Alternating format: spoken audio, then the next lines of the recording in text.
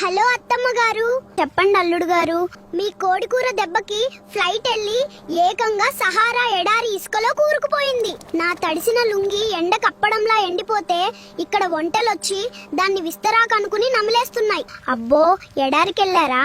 భలే పనైందిలే. ఎలాగూ మన కొత్తిల్లు కట్టడానికి ఇసుక కావాలి.